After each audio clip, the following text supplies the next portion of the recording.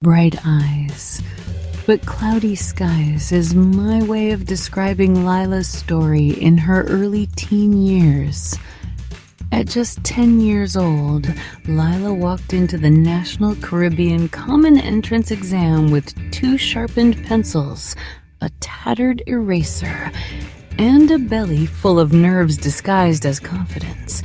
The room was filled with older students, some 12, some even 13.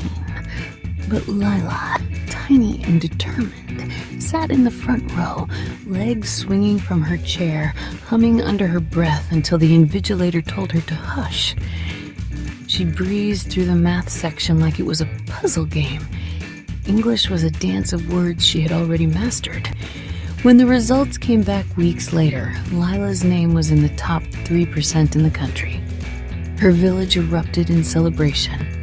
She had scored a coveted spot at Queensridge Girls High, one of the oldest and most prestigious all-girls secondary schools in the capital. Only 2 students from her entire district had passed for Queensridge that year.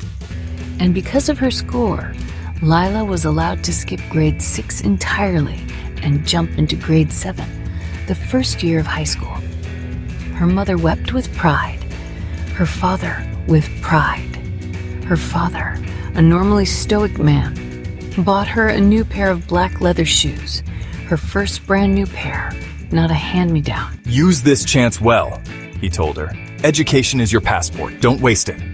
Lila smiled, hugged him, and promised she wouldn't. High school was a shock to the system.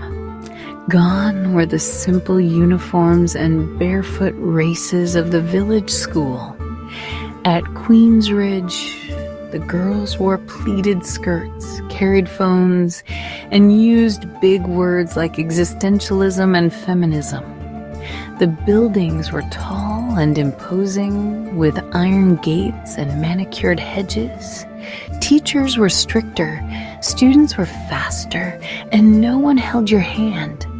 At first, Lila did well. She was quiet for the first term, absorbing the pace, asking questions, still proud of being the little genius from the countryside. But then she met Raina. Raina had big hair, big energy, and even bigger influence. She was in Form 2, grade 8, and she introduced Lila to a crew of girls who didn't care much for homework. They weren't mean girls, exactly. They just had a vibe Lila found irresistible, cool, careless, confident. They hung out in the school library at lunch, not to study but to gossip and scroll through photos of their favorite dance hall stars. They dared each other to sneak out of study hall and buy fried bakes from the vendor down the road. They called Lila Brainiac at first, but the name faded as she started laughing more, studying less. "I'll catch up," she said when her math test came back with a 49%.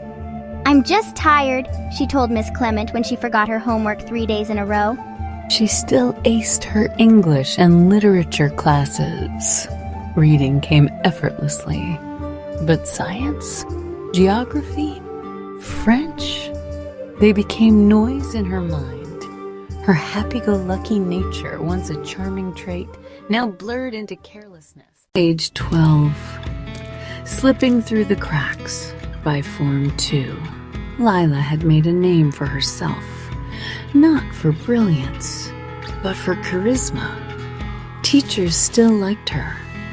They knew she could be great, but when her grades dropped again, they warned her gently.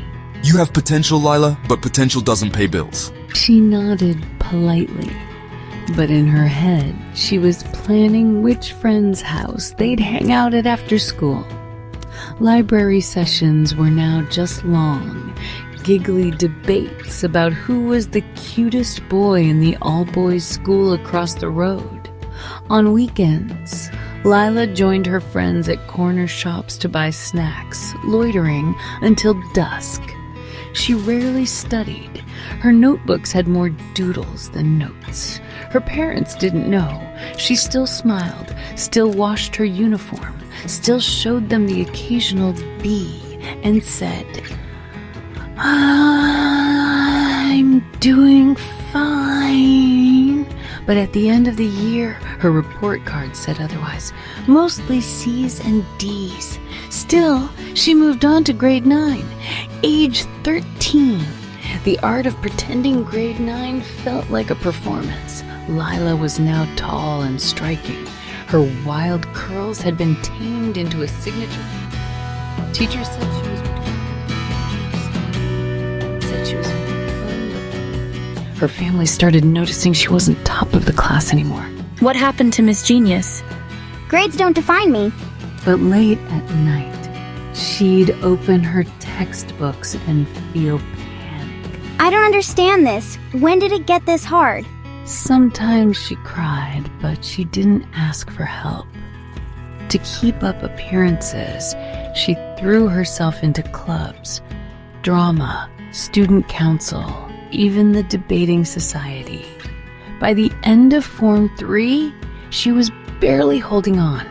2 A's, 3 C's, 1 F in chemistry. Age 14. The fall.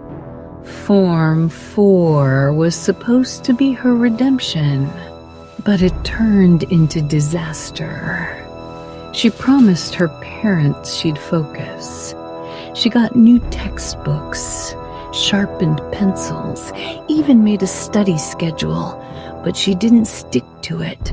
Old habits returned.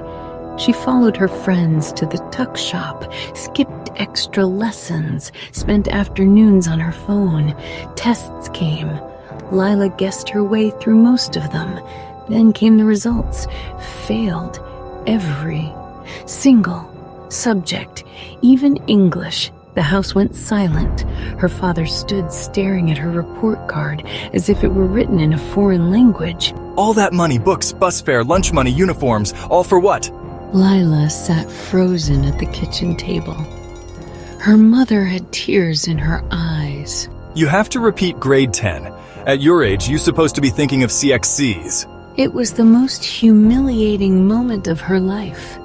The girl once hailed as a genius, now the failure of the family. Her teachers were shocked. Her friends drifted away. No more late library hangs. No more drama club. Lila had fallen hard. What will Lila do now that she's been forced to repeat grade 10? Will she rise again or sink deeper?